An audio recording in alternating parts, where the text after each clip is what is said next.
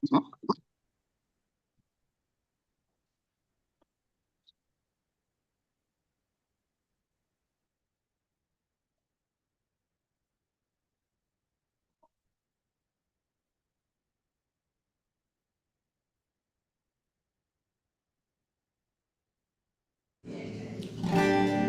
Bapak Ibu semua, Shalom, selamat malam Bapak Ibu. Boleh lambaikan tangannya yang bersemangat hari ini sambil lihat wajah-wajah Bapak Ibu semua yang bersuka cita.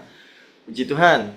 Apa kabarnya Bapak Ibu semua? Saya percaya setiap kita yang ada di tempat ini pasti keadaannya sangat amat baik dan diberkati Tuhan. Amin ya. Mari berikan tepuk tangan buat Tuhan Yesus Kristus. Haleluya. Iya, terima kasih Bapak Ibu untuk kehadirannya di H2H, Heart to Heart ya.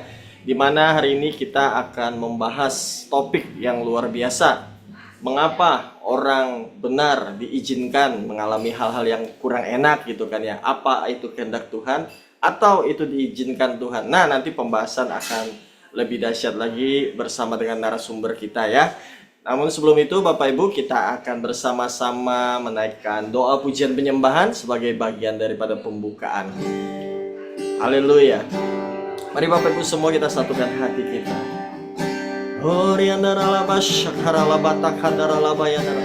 Mari kita angkat suara kita bersama, kita sembah Tuhan. Haleluya, haleluya Yesus. Haleluya, ya Rama, ya Rama so. Uriya Rama shana, Rama ya Rama. Oh haleluya, ya Rama takkan Rama shakara Rama ya Rama ya Rama. Ura batakadara laba shanara laba yadara laba yara laba takadara laba yara laba yara laba yara laba laba laba yara laba laba laba laba shara batakadara laba yara laba laba laba laba yara laba laba laba laba shara laba yara laba yara laba laba laba sekalipun ku berjalan lembah kelam, namun tanganmu selalu menopang hidupku.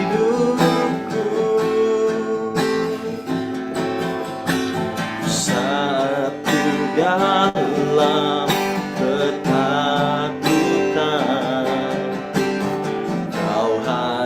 di sisiku, kau berkata jangan takut, kau beriku kemenangan, kaulah Tuhan yang berjanji tak sekali kau ingkari kesetiaan, sungguh terbukti di sepanjang hidupku, untuk selamanya ku kan setia melayani mengasihimu. Tiada Tuhan sepertimu Yesus, kau Allahku yang setia. Benar ya Tuhan, kau Allah kami yang setia. Sekalipun kami dalam lembah kekelaman, kami tidak takut bahaya, sebab Engkau beserta kami. Tuhan, gadamu dan tongkatmu itulah yang menghibur kami. Haleluya, haleluya. Mari bersama sekali lagi kita naikkan pujian ini dari awal. Sekalipun ku berjalan dalam berkelah.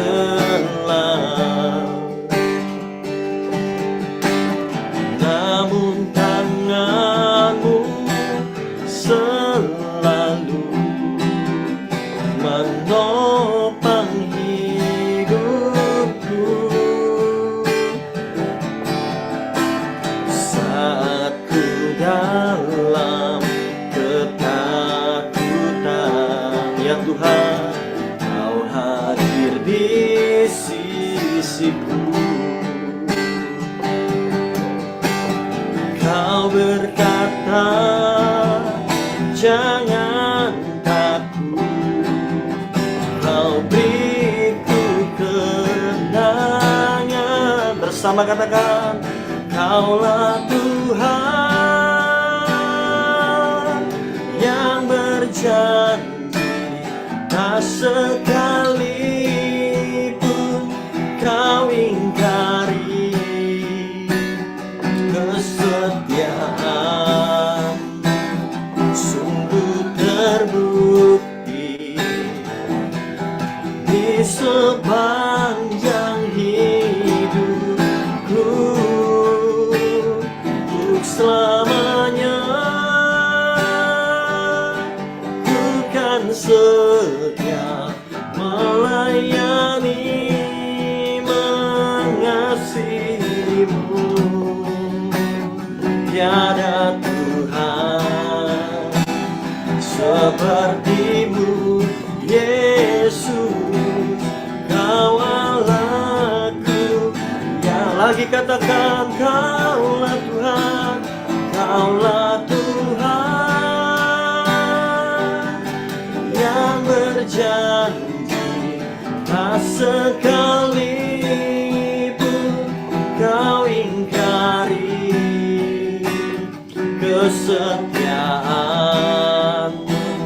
Sungguh terbukti di sepanjang hidupku,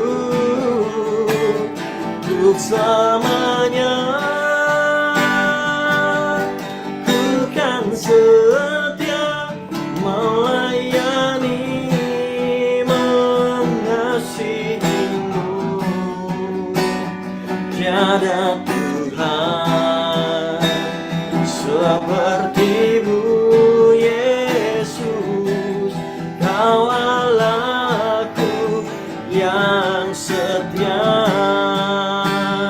Tiada Tuhan sepertimu, Yesus, Kau Allahku yang. Bersama kita katakan, tiada Tuhan, tiada Tuhan sepertimu, Yesus, Kau Allahku yang. Sekali lagi dengan lembut katakan, tiada Tuhan sepertimu, Yesus, Kau Allahku yang setia.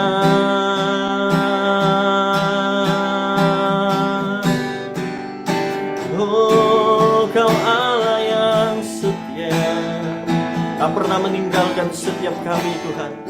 Terima kasih Bapa di surga, terima kasih Tuhan Yesus.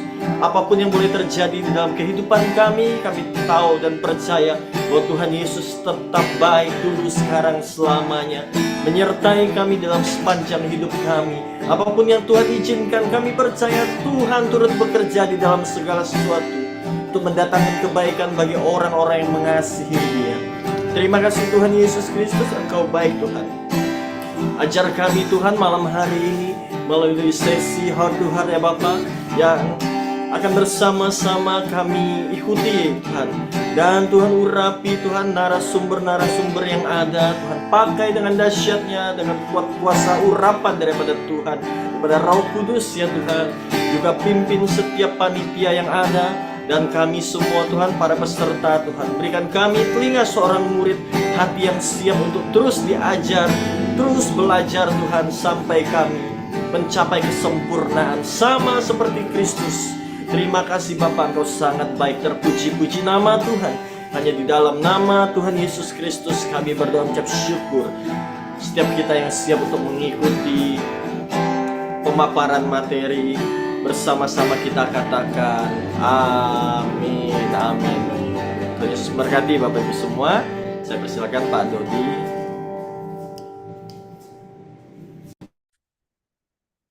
Ya, Shalom Bapak Ibu Saudara semua. Selamat bertemu lagi. Setelah mungkin hampir setahun kita tidak mengadakan Heart to Heart. Ya, inilah di tahun 2025 kita mengadakan lagi Heart to Heart yang pertama. Ya, baik. Kita ada dua narasumber Bapak Ibu Saudara. Pertama-tama saya mau mengucapkan salam dulu kepada para gembala yang hadir pada malam ini, yang join. Juga dari KUL, Gembala KUL dan juga anggota KUL. Juga saya lihat ada juga murid-murid dari KOM, ya, KOM 100, KOM 200, dari setiap cabang-cabang ranting dan jemaat sekalian. Ya, selamat datang, selamat bergabung. Baik, kita akan melakukan diskusi, ngobrol, ya, dari hati ke hati, heart to heart, bersama dengan dua narasumber. Ini, kegiatan ini adalah satu kolaborasi, Bapak Ibu, dari Departemen Pengajaran, juga dengan Departemen KUL, ya.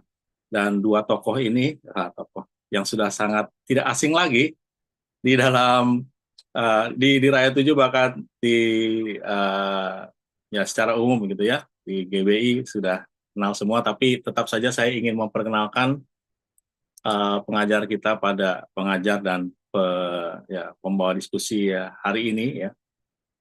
Yang pertama adalah Bapak Pendeta Joni P. Huta Barat, ya. Mungkin bisa ditampilkan, Bapak Joni Huta Barat adalah Gembala Jemaat BKM sejak 2020, ya Pak. Dan juga Kepala Departemen KUL, sekarang dikenal sebagai Pak Joni dari KUL. Kemudian guru KOM juga, 100-200 juga guru bimbingan pranikah. Ya, beliau akan berdiskusi, ngobrol dengan kita pada malam hari ini. Dan saya juga mau panggilkan satu lagi pembicara dan narasumber kita malam hari ini, Bapak Pendeta Nathan Subroto, Master of Divinity. Beliau, panjang ini ya, tapi mungkin sudah kenal semua, ya, di GBI Rayon 7 Gembala Jemaat Hope, Gading Serpong, Kepala Departemen Pengajaran dan Teologi GBI Rayon 7. Kemudian di keluarga besar GBI Gatot Subroto juga sebagai anggota tim teologi. Di Sinode juga aktif beliau sebagai Kabid Pengajaran dan Diklat BPD. Sekarang di Teologi Pengajaran dan Diklat BPD GP Banten, ya Pak, ya. Ya, pernah juga di DKI Jakarta dan masih aktif sebagai Secretary of Foreign Affairs di Pentecostal World Fellowship, dan juga guru KOM, ya. Masih panjang, tapi saya nggak mau berpanjang-panjang lagi karena semua juga udah kenal.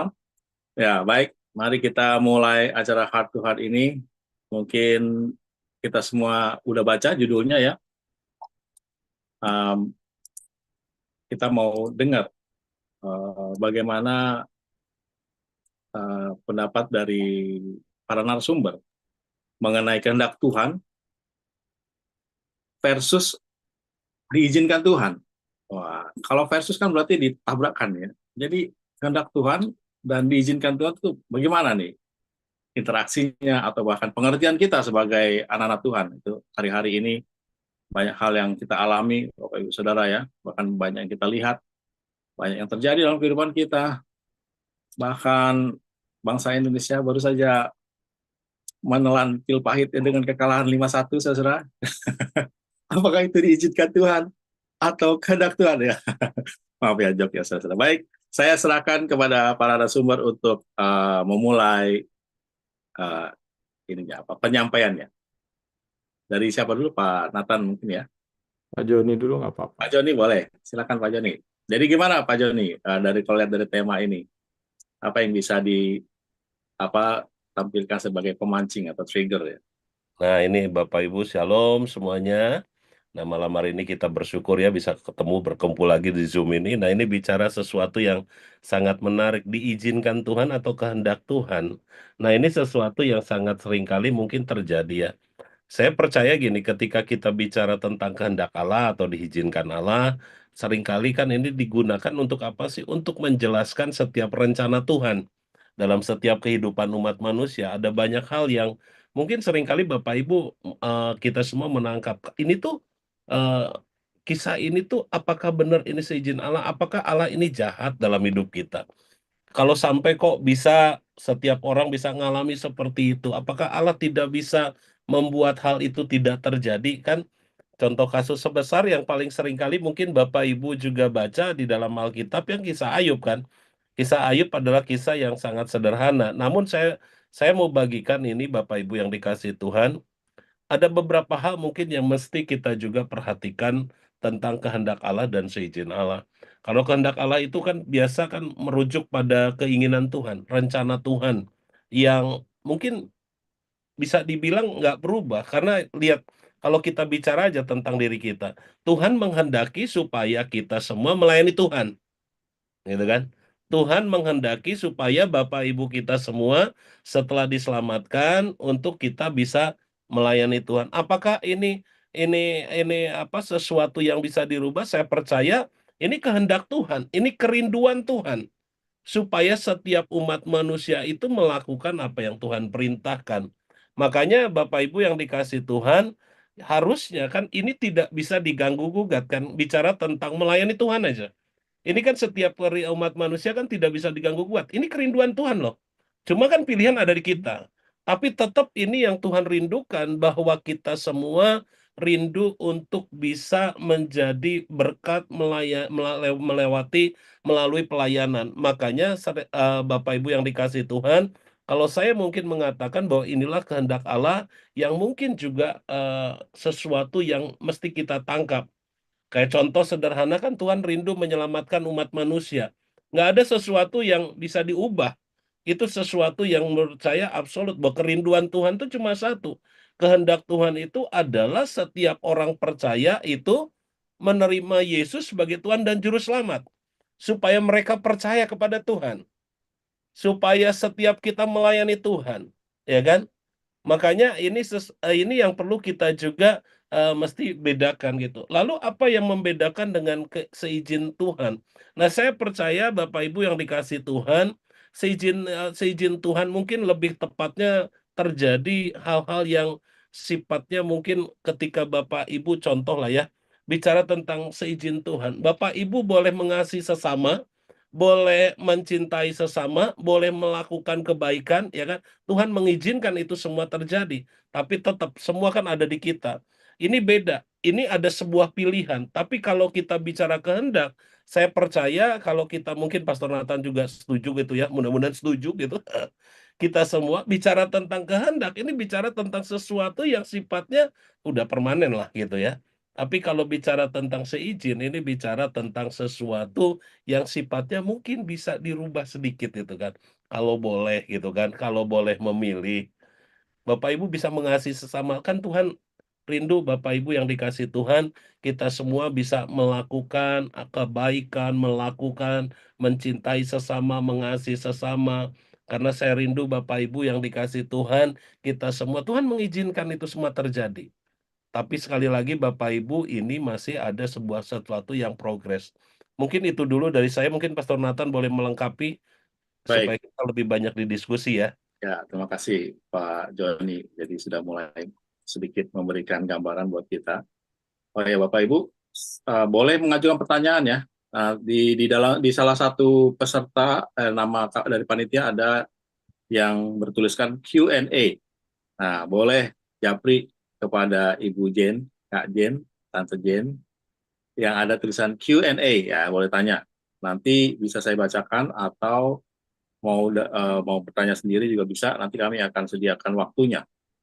Nah, jadi dari yang disampaikan Pastor Joni tadi sudah dikatakan kalau kehendak Tuhan sudah pasti, kalau em, diizinkan Tuhan berarti bisa berubah dikit-dikit gitu ya Pak. Jadi ya ini udah mulai dikasih sedikit spill. Oke, baik. Coba kita mau dengarkan dari Pastor Nathan. Bagaimana menurut Pastor Nathan? Dari sisi mana beliau melihat? Coba silakan Pak. Oke, yes. Makasih Pak Dodi, terima kasih Pastor Joni. Shalom Bapak Ibu Saudara semua.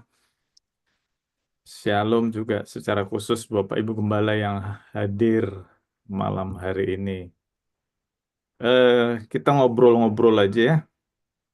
Jadi tadi Pak Joni sudah sampaikan ada sebuah kalimat yang Pak Joni sampaikan.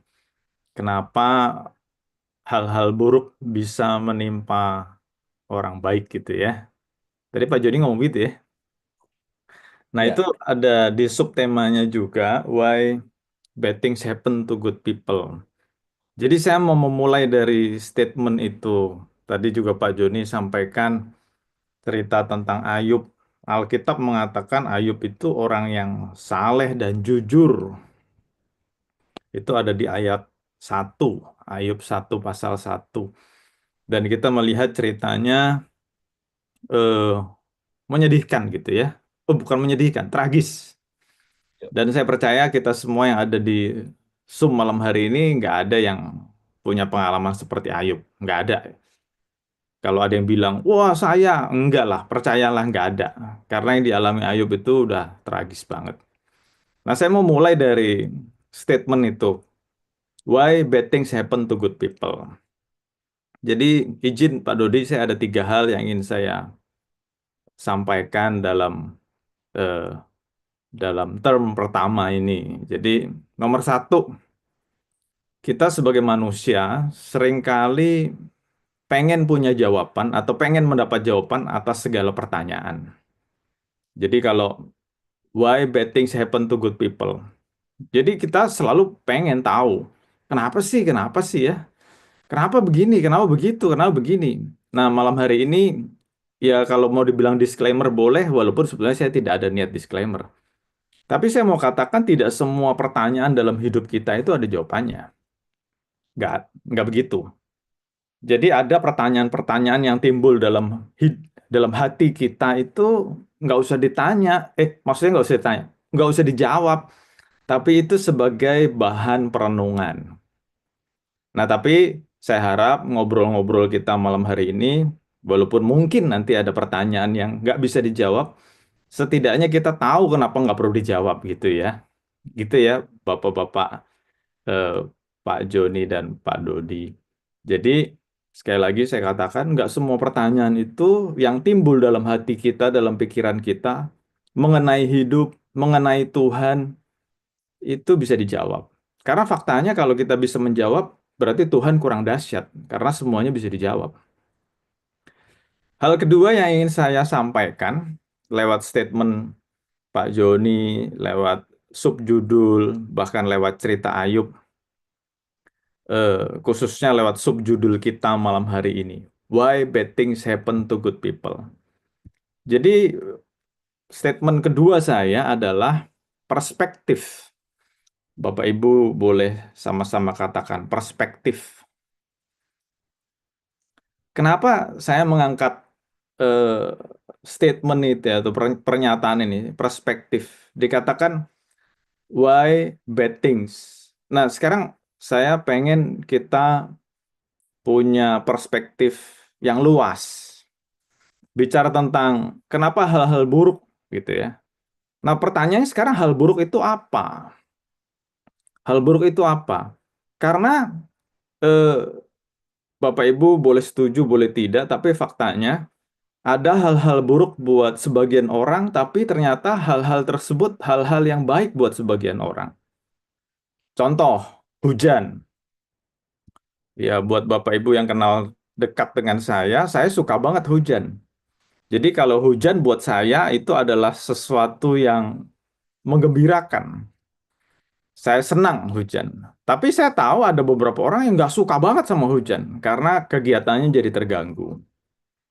Mungkin Bapak Ibu bilang, contohnya terlalu gampang. Oke, hari-hari ini nilai dolar itu luar biasa. Ada yang bilang bukan dolarnya, rupiahnya anjlok. Nah, buat beberapa orang itu sesuatu yang tidak baik.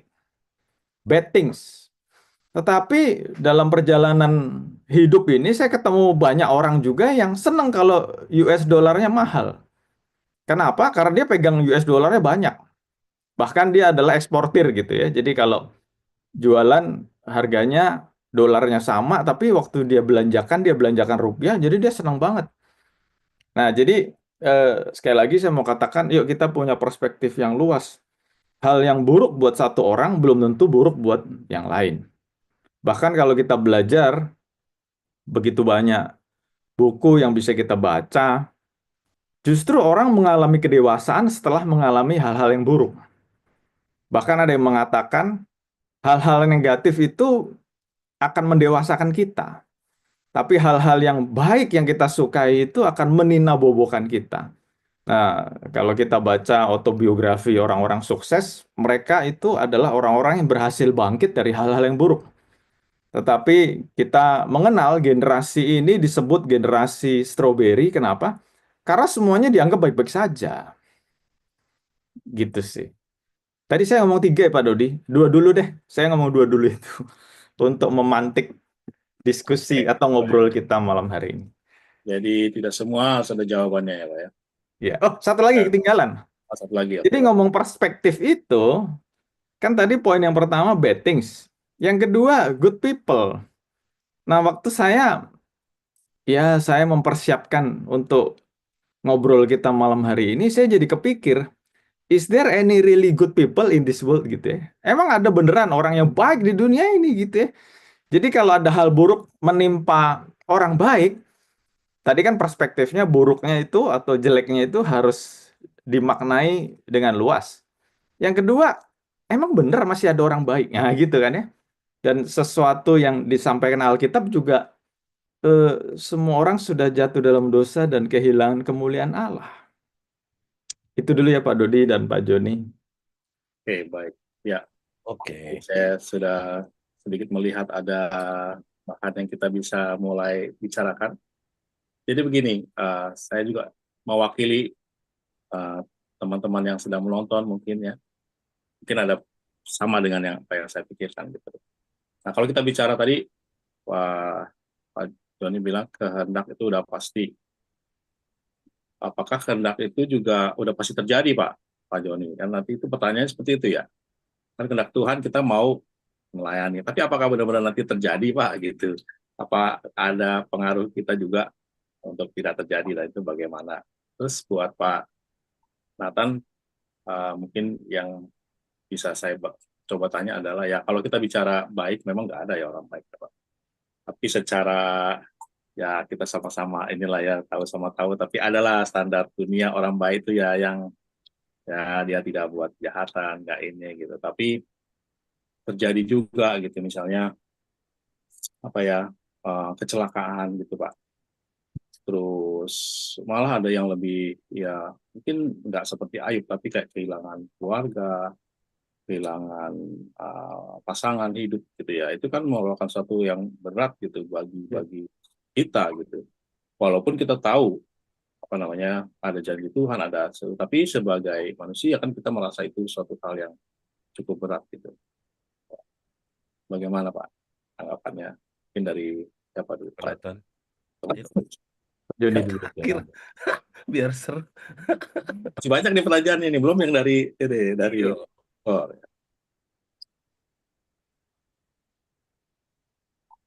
Saya dulu atau Ya, boleh. saya nyebrang ke pertanyaannya Pak Joni dulu lah ya. Boleh ya? Boleh.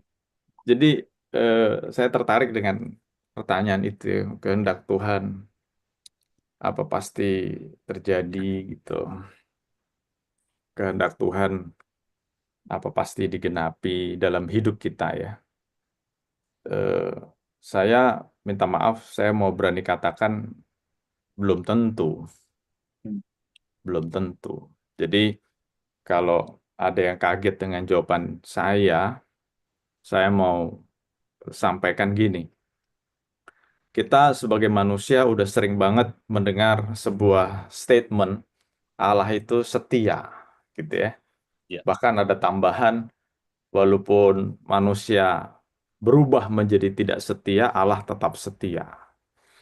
Nah, saya secara pribadi, saya nggak terlalu suka ngomong itu berulang-ulang. Kenapa? Karena jadi kesannya menjustifikasi kita untuk tidak setia. Kan ada omongan, Tuhan setia walaupun manusia tidak setia. Nanti jadi eh, bilang, kan wajar dong kita tidak setia. Kan jadi gitu ya. Nah, tapi kita sering lupa bahwa Tuhan kita setia, memang karakter Tuhan itu adalah setia. Tetapi kita juga mesti sadar, kesetiaan Tuhan itu bukan hanya sifatnya, tapi Tuhan kita setia dengan firman-Nya, Tuhan setia dengan hukumnya, Tuhan setia dengan janji-janjinya. Nah, kalau kita lihat Alkitab, seringkali kita baca ya, kalau Tuhan memberikan janji, itu di ayat sebelum atau ayat setelahnya itu ada term and condition. Nah, jadi kalau kita membaca dengan teliti, kita bisa menemukan, misalnya contohnya, Allah akan memberkati. Tapi itu ada cerita di baliknya. Kalau kita ngapain gitu kan? Nah, ini masih fresh, belum lama kan, beberapa minggu lalu eh, saya diminta Pak Rusli untuk sharing di doa pengerja tentang persepuluhan. Maliaki 3 ayat 10 dikatakan Allah akan membuka tikap-tikap langit, asal kita setia dalam mengembalikan persepuluhan. Nah, kalau kita tidak setia dalam mengembalikan persepuluhan, apakah kita berhak mengklaim janji Tuhan? Tuhan katanya mau membuka tingkap-tingkap langit. Gitu kan? Nah, saya jadi mau menggambarkan gini, kalau misalnya saya dan Pastor Joni kita punya bisnis bareng nih misalnya ya, kerjasama. Terus kita bikin perjanjian, kita ke notaris, kita tanda tangan. Terus di situ ditulis kewajiban saya ini, kewajiban Pak Joni ini. Nah, waktu saya tidak melakukan kewajiban saya, eh, itu kan secara hukum saya disebut one prestasi.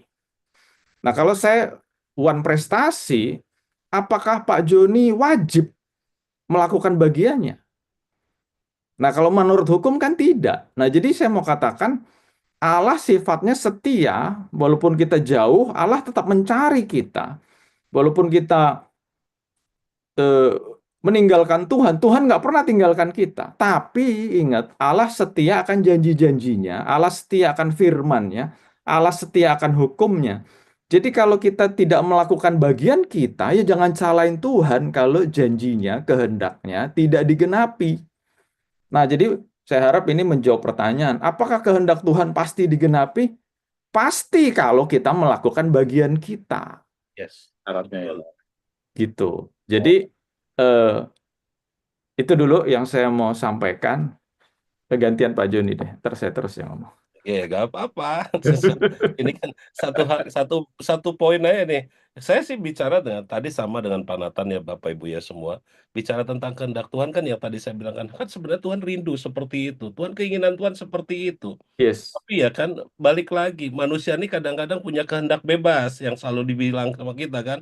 Manusia punya pilihan, punya keinginan segala macam. Tadi kan kalau dibilang Allah itu setia, emang Tuhan tuh setia. Ya kan, Allah kita emang Allah yang setia dan dia punya kerinduan buat setiap umat manusia. Makanya tadi apa yang disampaikan Pak Nathan sebenarnya sama. Kan diberkatilah engkau jika engkau keluar, jika engkau masuk dan segala macam. Kalau kita melakukan apa yang Tuhan perintahkan. Nah kitanya sudah melenceng, tapi kita rindu kehendak Tuhan terus jadi. Kan lucu juga Bapak Ibu ya. Kita sudah tidak seturut kehendak Tuhan, nah kita rindu supaya Tuhan tuh terus melakukan bagiannya. Kita nggak pernah ibadah, terus minta berkat-berkat yang luar biasa. Kayaknya menurut saya juga aneh juga. Kehendak Hmm. Tuhan pasti jadi sebenarnya. Tapi sekali lagi Bapak Ibu, bukan berarti ini syarat. Tapi Tuhan rindu gini, kita melakukan. Jika engkau melakukan perintahku dan mendengarkan suaraku dengan baik, maka berkat ini akan tercurah. Kan gitu ya Bapak Ibu ya. Makanya sekali lagi apa yang tadi Pak Dodi sampaikan tentang kehendak Tuhan. Saya sih tetap percaya bahwa kehendak Tuhan itu ya dan amin. Pasti. Asalkan tadi, sekali lagi tadi Pak Nathan sudah menyampaikannya kan, supaya kita juga melakukan, bagian kita melakukan apa yang harusnya kita wajib kita lakukan gitu Pak Dodi. Jadi Oke, saya ya ada satu hal yang menarik nih. Jadi kalau kita lakukan seperti yang Tuhan minta, mestinya itu ditepati gitu ya Pak ya, terjadi gitu ya. Soalnya kan dalam, ya saya sebagai uh, antitese daripada kedua narasumber ini, saya harus mengemukakan beberapa hal yang itu dalam keadaan sehari-hari kita juga menemukan Pak, kita sudah berdoa, melakukan segala sesuatu sudah nggak berpuasa terjadi. bahkan, ya Iya. kan, berdoa, disuruh doa, sudah doa puasa, iya saya doa puasa gitu. Acap kali malah itu nggak terjadi juga gitu, bahkan malah mungkin makin parah ya, nggak tahu sih tapi ya, apa latar belakang. Tapi hal yang disampaikan kan belum tentu otomatis terjadi seperti itu gitu. Kita berdoa, kita melakukan perintah Tuhan, misalnya kita memberikan perpuluhan, Tuhan akan memberkati. Bagi sebagian orang mungkin ya, tapi nggak serta-merta semua yang saya kasih sekarang nih misalnya. Terus nanti berkat Tuhan terbuka tingkap-tingkap langit atau jadi itu gimana tuh, Pak Rester?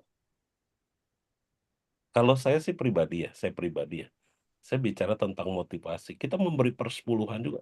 Saya sebenarnya gini kan, persepuluhan itu membalikan apa yang Tuhan telah berikan buat kita. Kadangkala kan kita memberi persepuluhan, Tuhan supaya aku diberkati supaya ini. Kita memberi persembahan supaya aku diberkati. Saya berpuasa supaya ini. Itu mah keinginan kita semua sebenarnya. Iya kan? Yang sering Berlindung di terjadi kan, balik kehendak Tuhan ya. iya, bersembunyi di balik kehendak Tuhan. Itu mah kan keinginan kita semua. Nggak tahu Pastor Nathan benar nggak sih gitu kan? Ya, Kita, ya, benar nggak Pastor ya? benar. Jadi satu Kadang-kadang hal, kita, ya betul. Satu hal yang penting untuk kita tahu dulu ya sebenarnya kehendak Tuhan itu seperti apa gitu ya. iya, jangan jangan juga kan saya selalu bilang gini. Sebenarnya kan memberikan persembahan aja. Memberikan semua kan kita tahu bahwa Tuhan rindu supaya kita memberikan persembahan, bukan hanya persepuluhan ya. Persembahan hidup kita, persembahan segala macam. Itu kan kerinduan Tuhan. Seringkali kita memberikan persembahan aja, contohlah kolektor lah gitu. Kita memberikan persembahan, terus kita berharap Tuhan ganti. Saya bukan berarti gini anti dengan itu, enggak. Tapi saya mau katakan kita memberi karena kita sudah diberkati. Ini kan mindset kita gitu kan, ini Yes. cara berpikir kita yang beda, ya kan? Saya memberikan persepuluhan karena Tuhan udah berkati saya dan sebagian ini milik Tuhan. Bukan berarti nanti kalau tiba-tiba, kok saya udah beri ini, kok nggak diganti, nggak dikasih berlipat kali ganda. Akhirnya kan kita nyalahin Tuhan juga. Padahal kita memberi karena kita tahu Dia sudah memberi buat kita. Jadi menurut saya kan ini hal-hal yang sifatnya sederhana ya, tapi kadang-kadang ini selalu mengganggu kita. Saya berpuasa, saya pengen gini gini gini. Wah, puasanya puasa bener kehendak Tuhan atau puasa karena ego kita gitu kan? Hmm. Dan kalau kita kan seringkali seperti itu, nggak tahu Pastor Nathan boleh melengkapi juga kali ya. Ya, setuju Pak Joni. Jadi nomor satu yang saya dapat dari sharingnya Pak Joni adalah seringkali eh, pandangan kita tentang kehendak Tuhan itu jadi kabur gara-gara kita punya motivasi yang salah. Betul. Jadi tadi kalau Pak Joni ambil contoh persepuluhan, iya betul. Walaupun ayatnya tertulis bahwa Tuhan akan membuka tingkap-tingkap langit kalau kita setia mengembalikan persepuluhan, tapi itu tidak boleh jadi motivasi kita. Karena faktanya persepuluhan dimulai dari perjanjian lama jauh sebelum hukum Taurat. Abraham dan Yakub memberikan persepuluhan itu karena rasa kagum akan Tuhan. Jadi bukannya ngimbing-ngimbingin supaya lebih diberkati gitu kan ya. Tapi memang janji Tuhan ya dan amin. Kalau kita setia, sungguh-sungguh, terus kitab Korintus menambahkan dengan sukacita dan sukarela, ya pasti Tuhan memberkati. Tapi ingat motivasinya nggak boleh salah. Terus kedua, bicara kehendak Tuhan, kalau kita pengen tahu kehendak Tuhan itu apa sih? Itu Yeremia 29 ayat 11 ya. Ya. Boleh menjadi acuan kita. Yeremia 29 ayat 11 dikatakan, Aku ini mengetahui rancangan-rancangan apa yang ada padaku mengenai kamu. Jadi kalau saya rubah sedikit rancangan bicara kehendak atau desain Tuhan. Itu bicara tentang, oh iya Tuhan maunya begini. Tuhan maunya apa? Damai sejahtera, bukan kecelakaan, hari depan yang penuh harapan. Nah jadi kehendak Tuhan pastinya sesuatu yang baik. Kehendak Tuhan pastinya sesuatu yang penuh damai sejahtera. Kehendak Tuhan pastinya bukan kecelakaan. Tapi kita juga mesti ingat, seringkali pikiran manusia ini mentok. Karena pikiran manusia sangat duniawi. Jadi kalau dibilang berkat, misalnya berkat. Kalau kita dengar kata berkat, apa sih yang ada di pikiran kita? Jen, Iya, uang, cuan. Cuan. Padahal eh, kalau Tuhan ngomong berkat dari Kejadian saya Wahyu, itu kan spektrumnya luas banget, kaya banget. Jadi nggak cuma uang. Nah, Harus jadi melihat sisi lain dari iya, jadi eh, sekali lagi tadi awal saya membuka perspektif. Jadi jangan melulu bilang kalau ada sesuatu yang kita nggak suka, sesuatu yang kayaknya jelek, terus kita bilang ini bad things, ini hal yang buruk. Padahal lewat hal buruk itu Tuhan bisa mengeluarkan hal yang baik dari hidup kita. Oke. Ini Kurang lebih pertanyaan saya udah ada yang uji. masuk nih, Pastor. Yes. Saya mau bacakan dulu ya. Ada 3, nanti mungkin mau dijawab satu atau langsung di recap juga nggak apa-apa. Pertanyaan dari peserta 1, ada 3 ya. 1, bagaimana kita benar-benar mengetahui kehendak Tuhan atau bukan, apa indikatornya? Tadi mungkin sebagian udah sempat dijawab ya Pak ya. Ya. Ya. Contohnya saat ini Indonesia mungkin dirasa sedang tidak baik-baik aja dan timbul gerakan kabur aja dulu. Bagaimana kita menyikapi itu? Apakah itu sebagai bentuk kehendak Tuhan atau malah egois kita? Mungkin tadi udah sedikit dijawab. Kayaknya udah tadi udah Nomor masuk. 2 ya. Ya, nomor 2. Kalau kehendak Tuhan udah pasti, lalu mana yang kita cari? Kita mencari kehendak Tuhan atau Tuhan mencari apa? Seizin Allah. Tuhan. Karena keduanya ini bentuk tindakan Tuhan yang berbeda. Pertanyaan seperti itu. Ayo Pastor Nathan dulu. Menurut ini. Oke, Kehendak Tuhan dulu apa? menarik. Pertanyaan Atau yang menarik. Tuhan. Ini bisa panjang jawabannya ya. Pendek aja. Jadi saya mulai dari nomor 2 dulu deh. Ya, oke. Kalau kehendak Tuhan sudah pasti, mana yang kita cari? Ya kalau saya mencari kehendak Tuhan. Iya dong. Iya. Karena gini, ya ini saya langsung lompat aja ya. Tapi mudah-mudahan setelah saya ngomong ini, kita tetap ngobrol-ngobrol dengan luas gitu ya. Jadi saya belajar kehendak Tuhan itu pasti baik. Pasti baik. Nah, ada satu hal lagi yang menjadi judul ngobrol kita malam hari ini kan seizin Tuhan. Seizin Tuhan, saya mau katakan, itu levelnya lebih rendah dari kehendak Tuhan. Yes. Kenapa saya berani mengatakan gitu? Karena seizin Tuhan belum tentu itu dari Tuhan. Saya harap Bapak Ibu Saudara nangkep bedanya nih. Kalau kehendak Tuhan pasti dari Tuhan dan pasti baik. Tapi kalau seizin Tuhan belum tentu dari Tuhan, dan kalau belum tentu dari Tuhan, ya belum tentu pasti baik. Contohnya cerita Ayub. Apakah Tuhan yang merancangkan tragedi atas Ayub? Tidak. Yang merancangkan tragedi atas Ayub itu iblis. Boleh dibaca di Ayub 1. Ya, betul. Itu rencananya iblis. Tapi dahsyatnya, iblis itu minta izin sama Tuhan. Makanya judul ngobrol kita malam hari ini adalah kehendak Tuhan versus seizin Tuhan. Jadi saya mau berani katakan, janganlah kita pro dengan seizin Tuhan. Enggak. Mari kita mengejar kehendak Tuhan. Karena kehendak Tuhan pasti baik. Kenapa pasti baik? Karena dari Tuhan. Nah, kalau seizin Tuhan, iblis waktu mau ngerjain Ayub, nih saya kata-kata ngerjain, iblis minta izin loh sama Tuhan. Nah, terus bayangin, kalau Tuhan tidak izinkan terjadi nggak? Tidak. Tidak. Makanya kesimpulannya gini, kalau kehendak Tuhan pasti baik. Kenapa? Karena itu dari Tuhan. Kalau seizin Tuhan, belum tentu dari Tuhan. Nah, sekarang pertanyaan berikutnya, apakah seluruh yang kita alami dalam hidup ini, every single things, apakah seluruh yang kita alami dalam hidup ini pasti kehendak Tuhan? Belum tentu. Belum tentu. Tapi semua yang kita alami dalam hidup ini pasti seizin Tuhan. Nah, saya harap itu menjawab Rambut pertanyaan jatuh itu. pun seizin Tuhan ya Pak ya. Kenapa?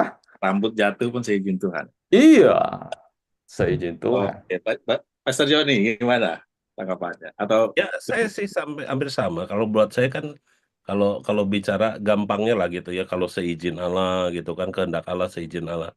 Kan contoh paling gampangnya kalau Bapak Ibu juga bicara tentang bijaksana lah. Kita mau bijaksana. Kita diberikan kebijaksanaan untuk bisa memahami situasi dan membuat keputusan yang tepat misalkan. Itu kan juga seizin Tuhan dalam hidup kita. Makanya hari ini Bapak Ibu yang dikasih Tuhan kan untuk bicara tentang apakah saya bisa memahami kehendak Tuhan dan seizin Tuhan, itu kan perlu waktu, perlu doa juga, ya kan, perlu sungguh-sungguh sama Tuhan. Nah, Bapak Ibu bisa nggak bisa melihat hal itu gitu kan. Makanya seringkali kita tadi kan kalau Pak Nathan bilang gitu kan, jangan sampai kita terjebak hanya sekedar ingin seizin atau kehendak. Yang paling jelas yang harus kita miliki ya kehendak Tuhan dalam hidup kita. Itu yang harus menjadi pegangan kita. Kalau kalau saya percaya kalau kita kan Tuhan juga tadi saya sudah sampaikan kan, kalau seizin Allah itu kan merujuk pada kehendak Allah yang dinyatakan dan dapat dipahami oleh setiap kita manusia. Dan ini adalah kehendak Allah yang sifatnya mungkin buat saya relatif ya, nggak tahu kalau Pastor Nathan, dapat berubah tergantung situasi, kondisi, dan konteksnya juga gitu.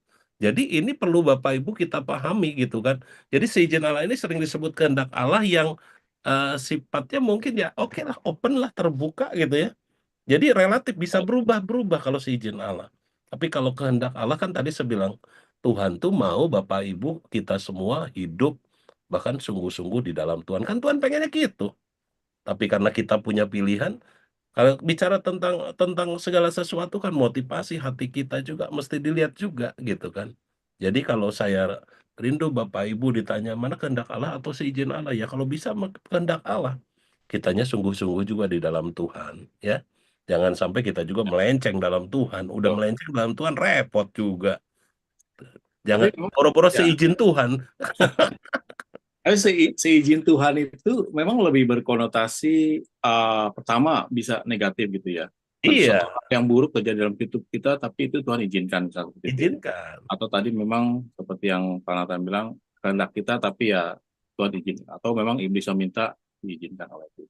Itu seizin Izin. situasi. Ya, tapi kalau kita ada lagi Pak dari atas tuh kehendak diizinkan, minta izin, sama yang terakhir minta maaf. Minta maaf daripada minta izin enggak. Oke. Baik, pertanyaan ketiga Pak. Pertanyaan ketiga. Ini kayaknya lebih ke arah diizinkan Tuhan ya. Jadi pertanyaannya adalah mengenai kemalangan yang menyangkut nyawa gitu. Apakah orang percaya mengalami hal demikian? Contohnya kematian disebabkan oleh alam, ya sambar petir lah, apa kecelakaan, pesawat lah ya yang kita dengar beberapa waktu yang lalu gitu seperti itu kan ada orang ada pendeta mungkin di situ ada orang benar itu bahkan ada Dan di yang paling rumah utama udah keluarga yang berdoa gitu. ya ada keluarga di rumah yang mendoakan pendeta seperti itu ya itu gimana tuh ya Ayo Pastor Nathan. ininya Pak. Yes. Eh, saya pengen menggali lagi tuh antara kehendak Tuhan dan seizin Tuhan ya. Jadi eh, jangan jangan kita minta maaf nih Pak Dodi. Jangan kita fokus oh kalau seizin tuh ada yang negatif-negatif gitu ya. Tapi saya juga pengen eh, kita membuka paradigma gini loh. Eh, kalau saya sih mengejarnya kehendak Tuhan ya. Contoh, kalau Tuhan menghendaki sesuatu, Tuhan merancang sesuatu, terus Tuhan panggil kita untuk menggenapi maunya Tuhan, kehendaknya Tuhan, rancangannya Tuhan. Tuhan pasti akan memperlengkapi kita dan menyediakan semua sumber dayanya. Itu kalau kita melakukan kehendak Tuhan.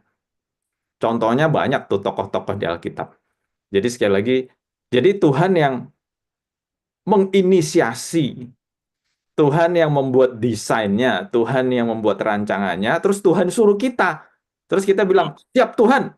Nah, waktu kita melakukan maunya Tuhan, Tuhan yang akan memampukan kita, Yes. memperlengkapi kita, bahkan saya mau pakai kata-kata ini supaya sederhana. Tuhan yang akan modalin kita. Karena apa? Karena itu maunya Tuhan. Nah, tapi kalau seizin gini loh. Seizin, kalau tadi itu kan saya harap kita semua udah jelas ya. Kalau seizin gini, Tuhan, aku mau ini, aku mau ini, aku mau ini. Ya, Tolong ya berkati, tolong ya tolong ya sertai, tolong ya eh, apa modalin gitu kan. Tapi ingat, itu bukan bukan maunya Tuhan. Nah, bedanya dalam perjalanan, kalau saya melakukan maunya Tuhan, yang jadi bos Tuhan. betul. Jadi, kalau saya melakukan maunya Tuhan, yang jadi bos Tuhan, ya saya serahkan aja sama Tuhan. Loh, kan saya cuma melakukan maunya Tuhan. Jadi nanti ada hambatan, ada tantangan, ya Balikan ini, lagi itu ini apa? saya ngomong bahasa manusia ya Bapak Ibu Saudara, jangan disalahartikan. Saya bisa dong ngomong, loh Tuhan, kan Tuhan yang nyuruh. Nah, tapi kalau saya yang mau, terus saya minta izin sama Tuhan, Tuhan bisa jawab Nggak gini, penuhi gitu kan ya. lu yang mau, hadepin sendirilah. Nah, gitu ya. Jadi Ya, saya harap Bapak Ibu Saudara udah mulai nangkep nih bedanya kehendak dan seizin. Nah, terus sekarang kalau pertanyaannya tadi gitu ya, sesuatu yang tragis, eh, ya saya minta maaf, saya nggak bisa jawab dengan detail. Kalau sampai ada yang kehilangan nyawa, apakah itu kehendak Tuhan atau seizin Tuhan? Nah, dalam hidup saya, ada 2 kali saya mengalami orang yang dekat sama saya, Tuhan panggil pulang. Nah, saya waktu kehilangan oma saya dan papa saya, itu hidup kayak runtuh gitu ya, kayak runtuh. Tapi dengan berjalannya waktu, saya nggak jawab itu kehendak Tuhan atau seizin Tuhan. Tapi dengan berjalannya waktu, saya bisa mengerti bahwa sampai detik ini, walaupun saya tidak punya papa secara biologis, tetapi saya jadi semakin mengalami kedekatan dengan papa secara rohani, yaitu Tuhan Yesus sendiri atau Bapa di sorga. Nah, jadi dulunya bergantungnya sama papa duniawi, minta apa-apa. Tapi karena yang kelihatan itu diambil Tuhan, saya jadi bisa mengalami kedekatan dengan Bapa di sorga. Nah, jadi saya nggak jawab itu kehendak atau seizin Tuhan ya. Tapi saya menjawab, ternyata apapun yang Tuhan waktu izinkan terjadi. ya Saya ulang ya. membentuk Jadi itu. saya nggak pakai kata kehendak. Apapun yang Tuhan izinkan terjadi, ternyata Roma 8 ayat 28, Allah turut bekerja dalam segala hal, segala hal. Jadi saya berani mengatakan gini, saya nggak ngomong itu kehendak atau seizin ya. Saya mengatakan gini, kalau Tuhan izinkan itu terjadi, pasti Tuhan punya sesuatu yang baik. Aduh, banyak banget nih pertanyaannya nih. Saya nggak Iya. yakin apakah kita bisa merangkum semua. Tapi tadi ada pertanyaan yang sudah terjawab sebenarnya. Dia ada ya, yang tanya betul. gimana meminta firman Tuhan. Dia ada bertanya kepada Tuhan, minta firman Tuhan, minta diteguhkan, minta jawaban gitu ya. Mintanya 3, dijawabnya 2. Nah itu mungkin seperti tadi yang sudah disampaikan Pak Nathan ya. Bahwa kadang-kadang ya permintaan kita kan bukan berarti kehendak Tuhan dan diizinkan Tuhan dan nggak harus semuanya bisa diikuti gitu. Ada yang ya karena tadi Pak Nathan sampaikan ya itu kan kamu yang minta gitu ya. Nggak harus selalu bisa dijawab. Ya. Terus ada juga pertanyaan, jika Tuhan adalah adil baik, mengapa dia membiarkan orang mengalami musibah? Itu tadi juga udah dijawab Pak Nathan bahwa ada hal-hal baik yang turut bekerja di dalam segala hal ya apapun yang kita Ya, alami. 828. Ternyata kita menjadi semakin kuat atau bahkan ada pengalaman lain yang kita bisa ambil dari situ, ada pertumbuhan iman yang luar biasa. Ada pertanyaan lagi, kalau orang benar selalu kena musibah, apakah berarti kebaikan dan kebenaran tidak memiliki nilai atau makna dalam kehidupan? Jawabannya pertanyaan filosofis juga. Itu saya jawab boleh nggak? The truth, is there a moral? Apakah ada gunanya kebaikan kalau semua berakhir ke musibah? Waduh. Itu boleh saya jawab nggak? Boleh Pak. Boleh, Pak. Jawab lah. Eh, Jadi tadi kembali ke pertanyaan saya, bukan pertanyaannya, refleksi ya. Eh, saya sering berpikir, am I good enough gitu ya? Apakah saya cukup baik di mata Tuhan? Yes. Dan saya menemukan jawaban, secara manusia saya sadar saya nggak cukup baik. Ya, tidak. Nah, jadi apakah saya berhak mengklaim, Tuhan, kalau saya sudah baik, kenapa saya ngalamin gini, gini, gini, gini? Nah, itu kan. Jadi saya mau membuka paradigma buat yang menanyakan itu.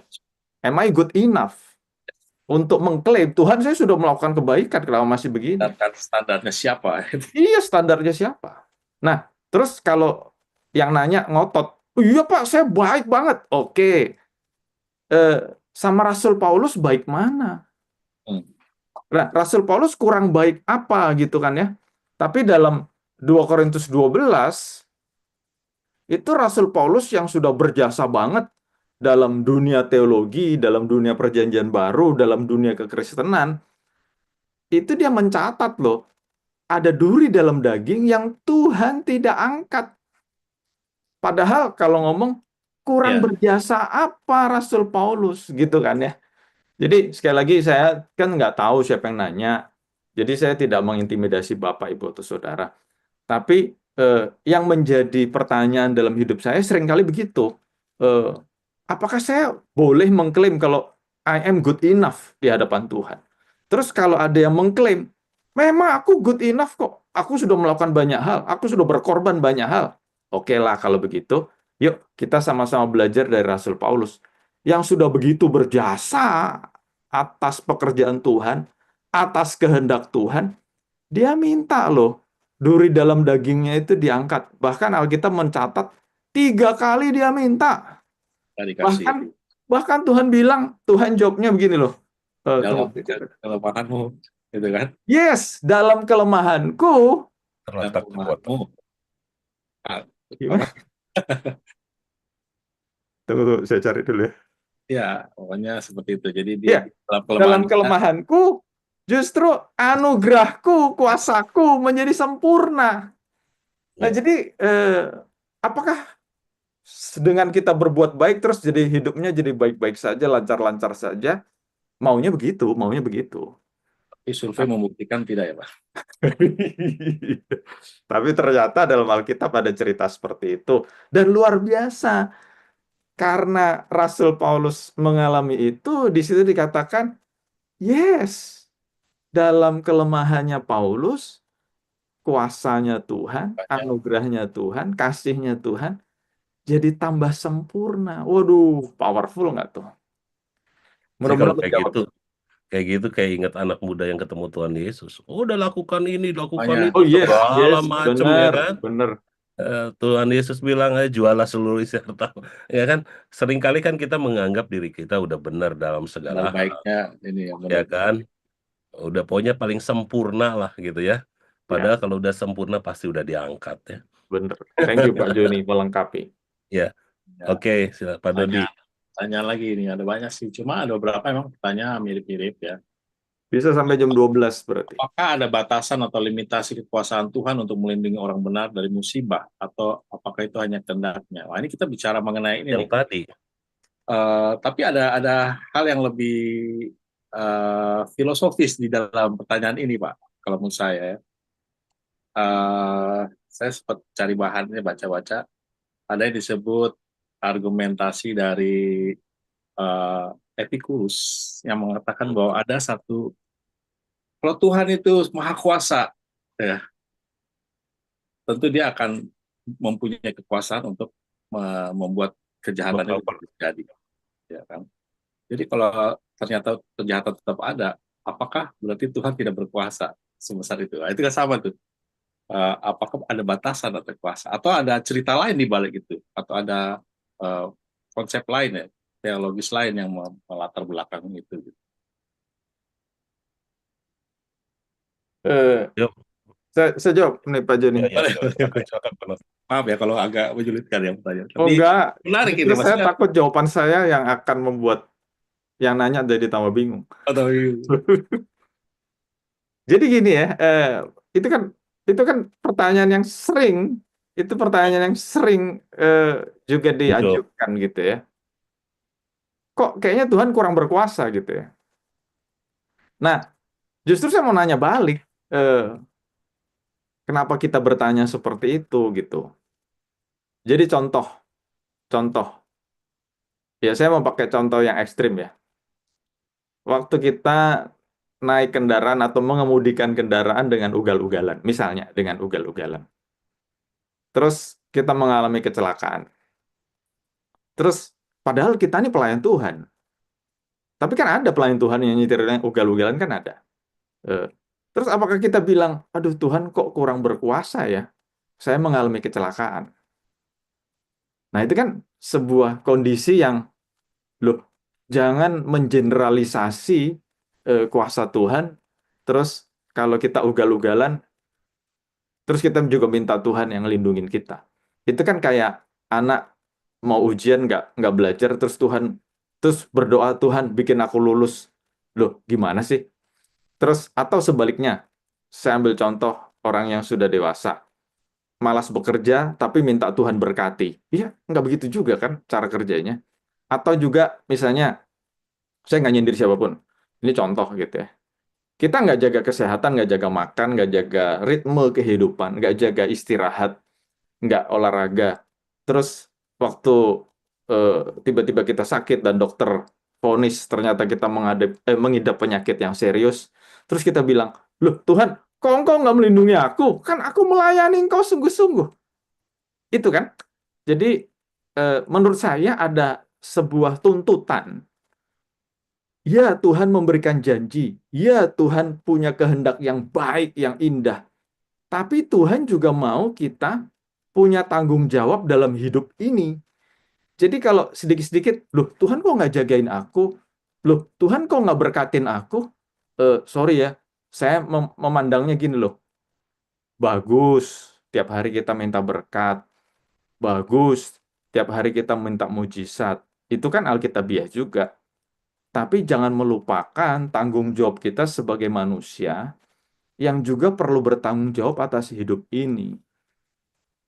Kita perlu hidup dengan hati-hati, kita perlu hidup dengan disiplin, kita perlu hidup dengan keteraturan.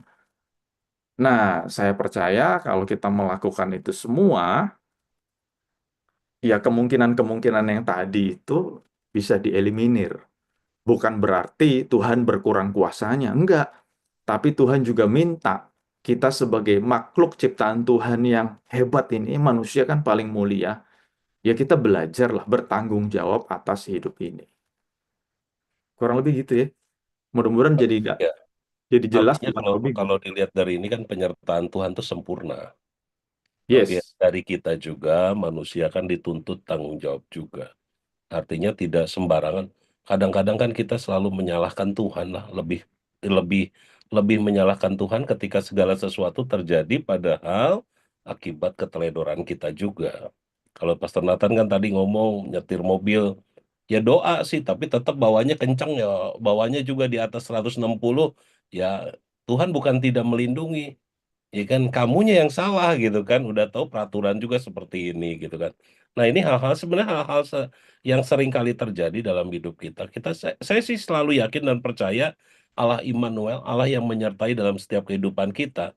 Tapi tanggung jawab kita juga diperlukan di situ. Tidak sembarangan kita harus melakukan segala sesuatu lalu menuntut Tuhan untuk sempurna menyertai kita. Ada orang habis dari gereja mabok terus tiba-tiba tabrakan. Nah, salah siapa? Ya kan? Habis Iya. dari gereja kan tuh saya habis dari gereja tapi mabok, ya kan? Ini juga kan sering. Tapi Ya ada inilah juga, sering terjadi. tapi Kenapa? ada juga Pastor yang kita udah nyetir benar-benar, tiba-tiba kecelakaan tuh ada juga kan. Yang Iya, contohnya yang di tol itu, kita dari belakang, ini berapa mobil itu, mungkin di dalamnya ada orang Kristen juga, mungkin dia di rumah juga ada berdoa juga tuh. Nah itu, ya kan oh, kalau Steve Jobs bilang gini kan 90% kita bisa kontrol. hmm, Ya kan? 10%-nya kan kita nggak bisa, Stephen Covey ya, kalau 10%-nya kita nggak bisa kontrol.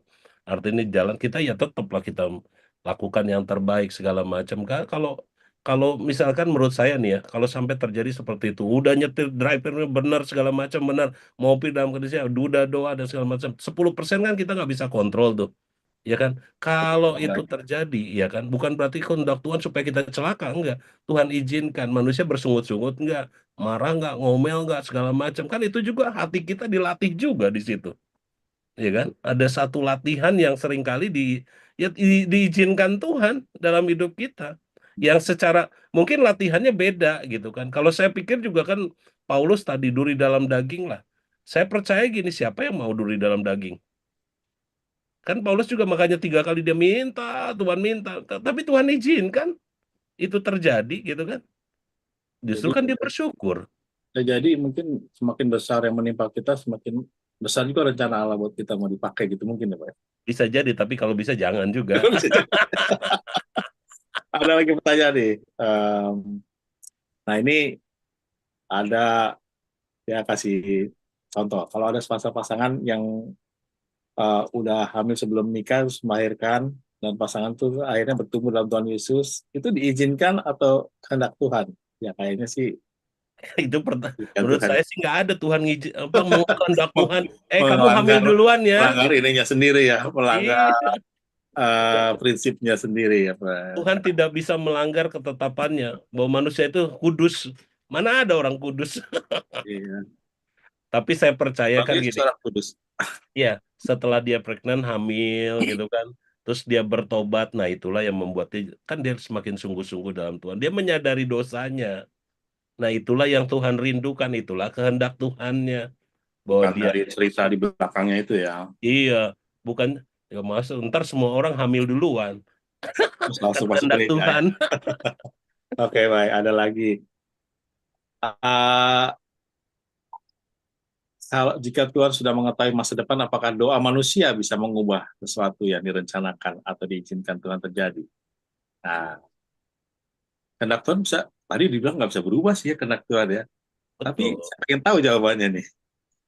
Ya kalau saya sih menurut saya secara pribadi ya kita kan Tuhan merancangkan masa depan tadi Panatan Yeremia 29 ayat 11 ya kan, masa depan segala macam dan segala macam gitu kan, terus mampu gak manusia merubahnya? Nah yang mau dirubahnya apa dulu nih?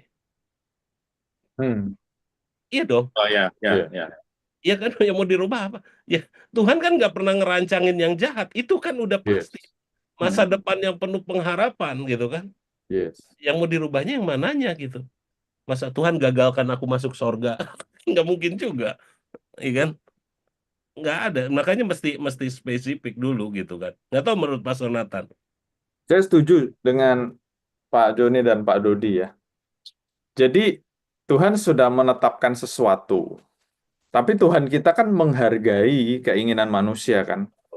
Jadi Tuhan kita bukan dewa-dewa yang tutup mata, pokoknya harus gini gitu ya. Karena di Alkitab juga ada sebuah cerita yang jelas banget. Saya belum sempat buka ini, tapi kalau Bapak Ibu Saudara ingat, Hizkia itu kan sudah Tuhan kasih tahu, lewat nabinya siapa ya lupa namanya.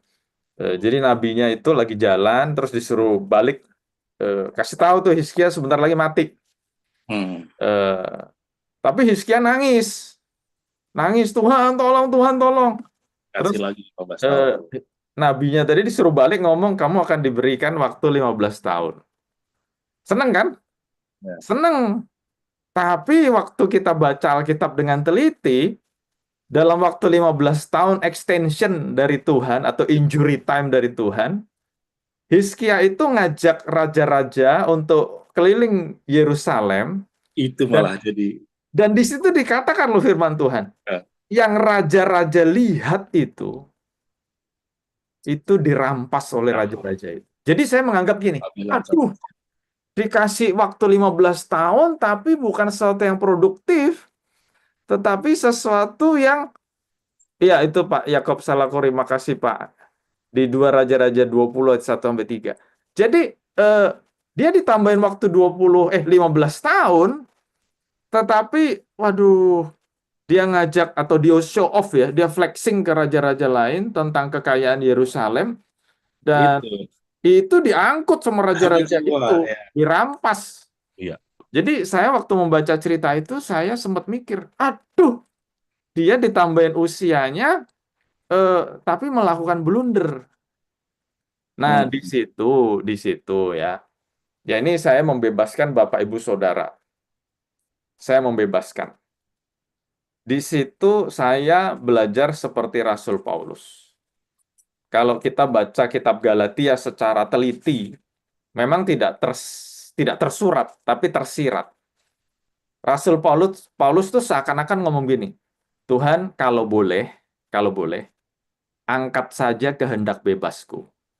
Karena aku maunya hanya melakukan kehendakmu. Karena Paulus tahu, kehendak manusia itu ujung-ujungnya maut. Tapi kehendak Tuhan pasti baik.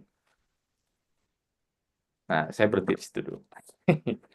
Waktunya tinggal 15-20 menit, tapi pertanyaan masih banyak. Oh, iya. Yes. Ini saya bicara Next. mengenai doa tadi, kan doa apakah doa bisa mengubah?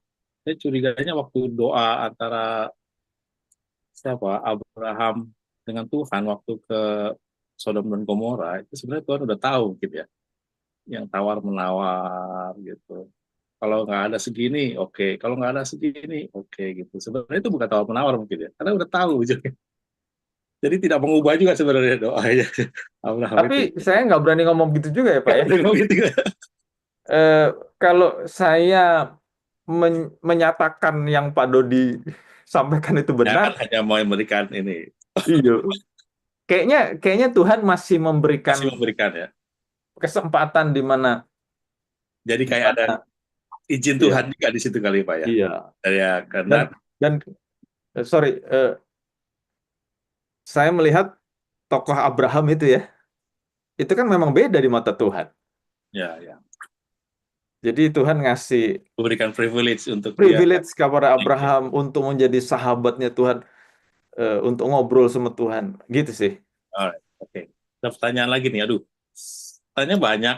Maaf ya, saudara, saya harus merangkum beberapa pertanyaan yang sama menjadi satu supaya Itu sebentar memberikan Pak, kesempatan. Pak Dodi, itu ada yang usul sampai jam 21 malam aja Pak. Itu yang bisa mengambil keputusan Pak Joni itu.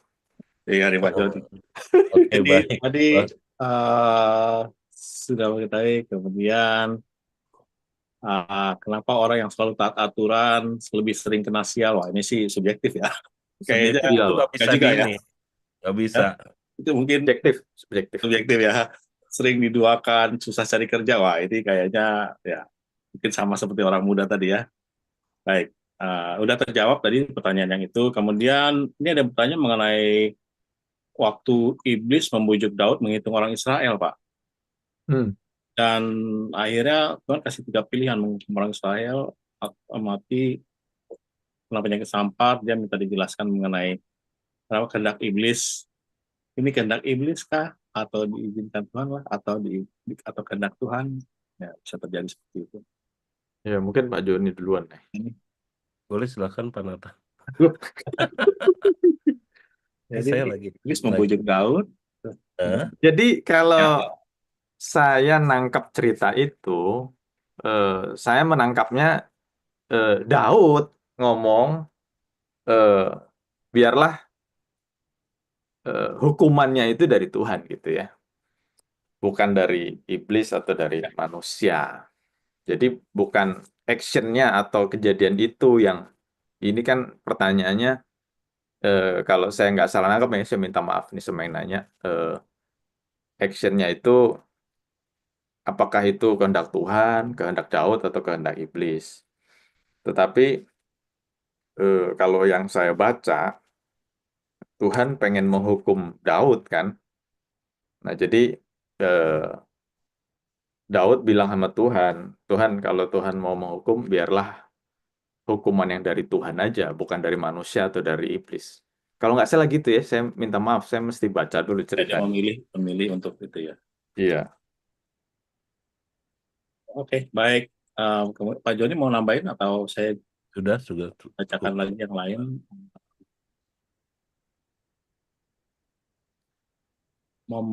Bagaimana mengetahui secara mendalam atau membedakan kehendak Tuhan secara benar? Karena belum tentu benar. Saya kasih contoh, Daud ingin membangun bait Allah tapi nggak diizinkan Tuhan. Rasul Paulus hendak memberitakan Injil ke Asia tapi dilarang ke Makedonia. Bagaimana mengetahui tentang Allah yang benar? Tapi ini sebenarnya udah sempat dijawab juga ya, itu kehendak Ya, yang tadi pribadi sebenarnya. Tapi ya boleh. keinginan pribadi atau sendiri kan. Kayak Tapi saya kalau memang percaya. membangun Ya, bait Allah kan memang Daud yang pingin gitu. Tapi kan betul. Allah bilang, oh tanganmu sudah Iya, berlumuran. akhirnya kan diterusin sama Salomo. Sebenarnya kan itu keinginan pribadinya. Paulus juga pengen pergi ke sana. Tuhan bilang udah di sini gitu kan. Bukan, ya sebenarnya tadi udah jawabannya udah ada semua ya.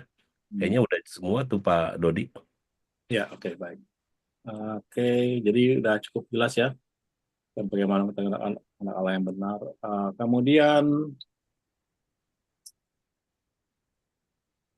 kalau dari kecil mengalami penderitaan, tentu bukan eh, dari kecil hingga dewasa dia banyak mengalami rasa sakit, penderitaan.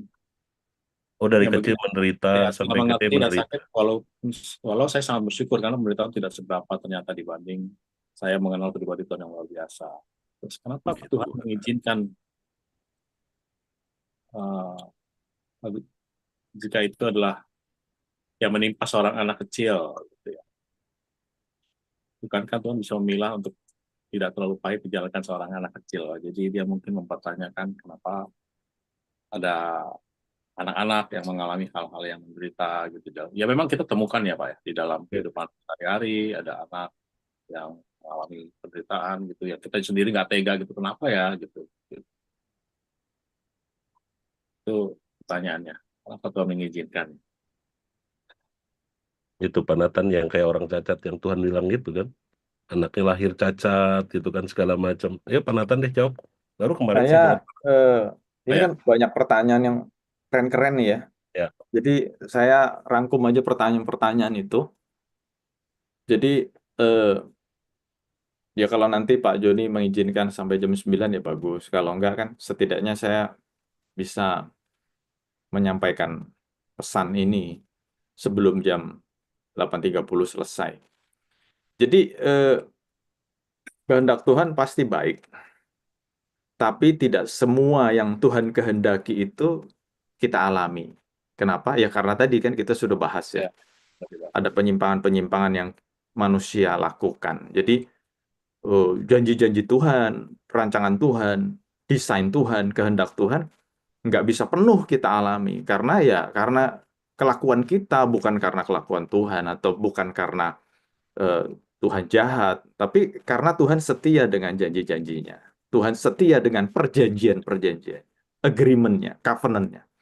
Nah, tapi kita juga belajar malam hari ini bahwa semua yang terjadi dalam hidup kita itu harus seizin Tuhan. Jadi tragedi atau apapun, termasuk cerita Ayub kan, kalau Ya, Tuhan tidak izinkan, nggak bakal terjadi gitu kan. Nah, sekarang pertanyaannya untuk menjawab pertanyaan yang terakhir tadi, kalau Tuhan izinkan, terus kenapa gitu kan? Orang sering nanya, loh ya. kenapa Tuhan izinkan? Izinkan. Nah, Kenapa saya gitu? kenapa saya? Nah, jadi dalam perjalanan saya menggali ini, termasuk dalam perjalanan pengalaman hidup, setidaknya saya temukan ada 3 alasan. Setidaknya ya. Nomor satu, kenapa Tuhan izinkan hal buruk terjadi dalam hidup kita? Kenapa Tuhan izinkan? Nomor satu, mungkin ada dosa, jadi Tuhan mau kita bertobat. Hmm. Jadi Tuhan izinkan bad things happen, hal buruk terjadi, karena mungkin kita ada dosa. Ya. Jadi waktu hal itu terjadi, kita diingatkan, oh iya ya, nah, misalnya tadi males, Tuhan izinkan orang males nggak naik kelas. Harapannya yang nggak naik kelas itu bertobat, makanya jangan males gitu kan ya. Hmm. Ada orang boros, terus mengalami kekurangan uang, ya makanya jangan besar pasak daripada tiang. Nah, jadi Tuhan izinkan itu terjadi supaya ada pertobatan. Itu yang pertama. Yang kedua, Tuhan izinkan itu terjadi supaya kita menjadi orang yang lebih baik, better man, better woman, gitu kan. Kenapa? Ya tadi contohnya, kalau kita boros, kita bertobat, kita menjadi orang yang lebih baik. Jangan boros. Kalau kita males, terus Tuhan izinkan kita nggak naik kelas, tujuannya apa? Ya kita jadi lebih rajin. Kalau kita menjalani hidup dengan cara kerjasama sama orang bisnis, terus ditipu. Kenapa Tuhan izinkan kita ditipu? Mendingan ditipu 10 juta, terus mengubah kita menjadi orang yang lebih hati-hati daripada nanti ditipu jadi 200 juta, gitu kan? Jadi nomor satu supaya ada pertobatan, nomor dua, kenapa bad things happen in our life? Karena Tuhan pengen kita menjadi better people, better person. Dengan hal-hal buruk itu kan Tuhan izinkan kita belajar dari pengalaman supaya kita menjadi orang-orang yang lebih baik. Nah, nomor tiga, ini yang seringkali kita nggak ngerti. Kenapa sih bad things happen to good people? Karena Tuhan sedang mempersiapkan sesuatu yang besar. Jadi saya harap ini menjawab pertanyaan tadi. Kenapa anak kecil itu ngalamin itu? Ya saya juga nggak tahu. Kita juga nggak tahu. Tapi dalam pengalaman hidup, baik saya ngalamin sendiri ataupun saya memperhatikan orang lain, kadang-kadang memang Tuhan izinkan bad things happen to certain people. Karena Tuhan sedang mempersiapkan orang itu untuk menjadi alatnya yang dahsyat. Alatnya yang dahsyat banget gitu ya. Kita nggak ngerti. Tapi dengan cara-cara seperti itu, ingat, kita memang nggak bisa menyelami pemikiran Tuhan. Tetapi dengan cara-cara seperti itu, orang itu ya, kalau orang itu bisa overcome, orang itu bisa mengalahkan eh, pikiran-pikiran buruk, mengalahkan keadaannya, mengalahkan suara-suara iblis. Dia dipakai Tuhan luar biasa loh. Ini saya ngomong begini tiba-tiba kayak ingat Nick Fujidik yang nggak Oh punya ya, tangan, nggak punya kaki. kaki ya. Kan orang sering ngomong, Tuhan jahat banget sih nyiptain orang kayak begitu, gitu kan. Tapi faktanya kalau dia bisa overcome keadaannya, dahsyat loh. Tuhan pakai hidupnya menjadi berkat buat banyak orang. Menjadi kesaksian buat banyak orang. Nah, saya harap penjelasan tadi bisa menjawab. Bener nggak Pak Joni? Ya, ya. Saya melihat hal yang seperti itu. Kalau Bapak Ibu juga perhatikan kan, seringkali kita menganggap bahwa kalau orang baik itulah jangan sampai ngalami sesuatu. Kalau bisa. Makanya kita ketika melihat orang mengalami sesuatu terus kenapa ya dia kan baik, dia kan gini, dia kan gitu. Kok bisa seperti itu ya? Ya tadi yang panatan Roma 8 ayat 28 segala sesuatu untuk mendatangkan kebaikan. Jadi nggak ada rancangan Tuhan yang jahat itulah yang perlu kita juga pahami. Pasti ada. Saya ingat juga kata-kata Tuhan Yesus waktu ketemu dengan Lazarus kan. Yang Lazarus yang mati terus Maria sama Marta datang gitu kan. Guru-guru datang gitu kan. Bahwa saudara kami Lazarus sudah meninggal. Terus Tuhan Yesus kan cuma ngomong gampang. Penyakit itu tidak akan membawa dia tidak akan membawa kematian ya kan. Tetapi supaya nama Tuhan dipermuliakan. Hari itu kan langsung Lazarus bangkit ya kan. Dan ini sesuatu yang menurut saya Tuhan izinkan dulu itu terjadi. Kenapa? Supaya mendatangkan kebaikan. Ternyata jadi kesaksian. Hal ini mendatangkan kesaksian yang luar biasa. Bahkan salah satunya perempuan Samaria kan, yang mungkin buat orang di Yohanes 4 kan diolok-olok lah orang kayak gitu. Tapi menjadi kesaksian bagi satu kota, orang yang buruk, yang mungkin segala macam, tapi akhirnya dipakai Tuhan. Gitu sih Pak Dodi ya. Ini kayaknya waktunya juga udah mulai sempit ya, udah berapa menit lagi. Mungkin Bapak Ibu yang dikasih Tuhan, kita akan sudahi itu di jam 20.30 ya. Saya rindu Bapak Ibu nanti kalau Bapak Ibu masih juga pengen Pak nanti bulan depan adakan lagi, nanti Pastor Nathan akan menjawab ya Bapak Ibu ya. Kita akan siap-siap ketemu lagi di bulan depan ya Bapak Ibu ya, dengan topik dan tema. Mungkin kalau Bapak Ibu ada kerinduan, topik apa sih yang Bapak Ibu hari ini sedang rindukan, nantikan gitu kan. Boleh nanti Bapak Ibu juga WA di apa di ke host gitu kan, kalau ada yang kenal apa segala macam, boleh Bapak Ibu WA tanya ada topik ini nggak, topik ini, supaya kita lebih teraras sesuai dengan kebutuhan apa yang kita butuhkan. Saya rindu Bapak Ibu semua hari-hari ini juga semangat ya untuk ikut H2H. Ya kan dari hati ke hati ini ngobrol, ini pertanyaan-pertanyaan yang sering kali muncul mungkin di dalam kehidupan kita dalam pelayanan. Mungkin ada satu lagi Pak Dodi, silakan mungkin kalau ada yang mau ditanyakan. Pertanyaan, sebentar saya lihat Pak.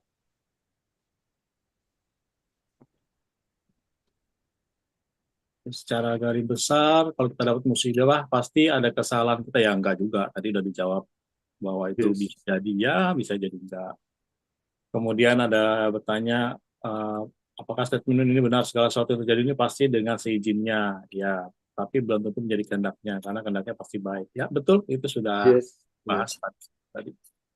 Ya. Jadi begitu. Ya, saya juga tadi teringat cerita yang orang buta sejak lahir itu loh di Yohanes 9, Pak, yang Ya, murid-muridnya tanya, kenapa? Yes. Kenapa dia, apakah salah orang tuanya iya, atau siapa apa yang gitu ya? salah gitu kan? Nah, terus Tuhan Yesus cuma jawab apa, bukan dia dan juga bukan orang tuanya, tapi karena pekerjaan Allah harus dinyatakan dalam dia. Yes. Luar Nah, biasa. itu yang tadi saya sampaikan. Yes. Dan memang apa ya, saya penutup dari saya, memang pemikiran Tuhan kita nggak bisa selami, ya. Karena saya bayangkan ada seorang yang dalam hari-harinya hidupnya jahat, nggak pernah berbuat baik sama sekali, tapi di akhir hidupnya, waktu dia disalib di sebelah Tuhan Yesus, dia sebagai pencurian yang terbesar pada zaman itu, mungkin dia mencuri bisa masuk dalam kerajaan surga karena dia mengatakan, Tuhan Yesus, aku berdosa dan aku percaya kepadalah anak Allah. Itu Tuhan Yesus bilang, mari bersama-sama dengan aku. Kan waktu di gerbang mungkin ditanya, kamu tahu doktrin Trinitas? Mungkin dia nggak tahu. Kamu udah dibaptis belum? Ya mungkin dia nggak dibaptis. Ikut kau enggak juga gitu. Tapi masuk surga juga ya. Tadi tidak terselami pemikiran Allah. Baik, Pak Nathan sama Pak Joni mungkin mau kasih closing statement masing-masing. Silakan. Penonton dulu boleh. Ya, closing statement saya mungkin menjawab pertanyaan-pertanyaan. Terus gimana caranya tahu kehendak Tuhan gitu ya?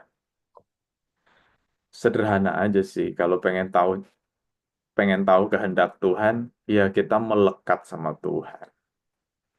Kalau orang pengen tahu kesukaan saya, ya melekatlah Saya tahu. sama saya. Tahu saya kesukaan. Bergaullah erat dengan saya gitu ya. Orang Iya. kalau bergaul erat sama saya pasti tahu sukanya saya apa, yang saya tidak suka apa, yang saya hindari apa, yang saya cari apa. Jadi kalau pengen tahu, Pak, gimana sih caranya tahu kehendak Tuhan? Iya, melekat erat sama Tuhan. Dan itu kan yang menjadi doanya Musa. Kalau bukan Tuhan yang pimpin, aku nggak mau Tuhan. Nah itu kan ibaratnya sama kayak Rasul Paulus. Kalau bukan kehendak Tuhan, aku nggak mau. Jadi jangan pernah ngomong gini lagi. Tuhan, aku mau ini, mau ini, mau ini, mau ini. Berkati ya, tolong aku ya. Ya itu Tuhannya siapa kalau begitu, gitu kan ya. Tapi marilah kita berdoa seperti doa Tuhan Yesus. Boleh minta nggak? Boleh. Tapi ada sebuah statement. Tapi biarlah kehendakmu yang jadi. Wah, dahsyat kan? Itu Luar biasa. hidup yang paling happy itu kalau ikut kehendak Tuhan. Udahlah, percayalah. Ini Silakan, Joni. closing statement yang luar biasa. Ya, Pak Artinya Joni. melekat turutin kehendak Tuhan. Kalau saya juga mungkin sama ya Bapak Ibu yang dikasih Tuhan. Ini bukan bicara kehendak atau izin. Tapi selama kita mengikuti perintah Tuhan, saya percaya pasti yang terbaik Tuhan berikan dalam hidup kita. Yes.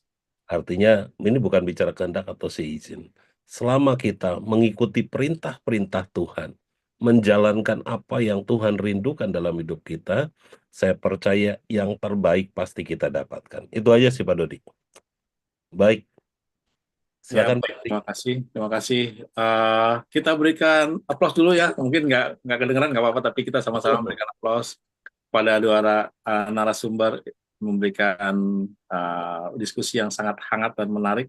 Topik-topiknya juga ini sampai banyak sekali pertanyaan yang nggak bisa kita jawab satu persatu, tapi dirangkum-rangkum gitu ya. Dan terima kasih Pak Joni, Pak Nathan, Pak Joni. Kita menunggu nih heart to heart yang selanjutnya kapan ya, supaya kita bisa diskusi lagi, bertanya lagi dengan topik-topik yang memang lagi hangat saat-saat ini. Gitu. Terima kasih atas pencerahannya. Terima kasih juga untuk Departemen Pool, Departemen Pengajaran yang sudah memfasilitasi juga CBI Rayon 7 dan segenap tim. Kita akan menyelesaikan sesi ini semuanya. Saya mau minta Pak Pastor Adi untuk berdoa. Nanti Pak Hendrawan kalau ada di tempat ini bisa untuk memberikan doa berkat, Pak. Silakan Pak Adi.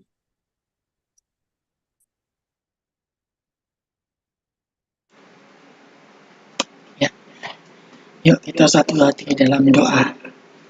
Bapa di surga, Bapa yang kami kenal di dalam nama Tuhan Yesus Kristus. Terima kasih untuk acara H2H hari ini, dan kami dapat lebih mengenal Tuhan lebih lagi. Kami mengucap syukur Tuhan Yesus. Memang kami tidak selalu mengerti apa yang terjadi di sekitar kami, tapi satu hal yang kami tahu bahwa Engkau baik, dan kebaikan-Mu itu yang akan terus berlaku dalam kehidupan kami. Tuhan berkati Pak Nathan, Pak Joni, Pak Dodi, dan seluruh panitia H2H ini, sehingga berjalan dengan lancar dan dengan baik, luar biasa diberkati oleh Tuhan, serta seluruh kami yang dapat hadir malam ini, Tuhan, biarlah bukan hanya sekedar informasi yang kami terima, tetapi juga pewahyuan yang sanggup mengubah kehidupan kami, sehingga transformasi dalam kehidupan kami terjadi, dan hidup kami memuliakan nama Tuhan, serta menjadi berkat bagi banyak orang. Sebelum kami berpisah dari Zoom ini, kami siapkan hati dan kami akan mengangkat tangan kami untuk menerima berkat yang daripada Tuhan melalui Pak Hendrawan. Dalam nama Tuhan Yesus, kami sudah berdoa dan mengucap syukur. Haleluya. Amin. Bapak, terima kasih atas pengajaran tanya jawab yang memberkati kami, dan aktivitas kami yaitu kami akan beristirahat malam hari ini. Biar kami mohon dalam lindungan Tuhan dan berikan istirahat yang baik, sehingga seizin Tuhan kami bangun esok hari dengan mengucap syukur, memuji dan menyembah Tuhan. Dan sebelum kami berpisah dari link Zoom ini, kami beriman percaya menerima berkat yang daripada Tuhan.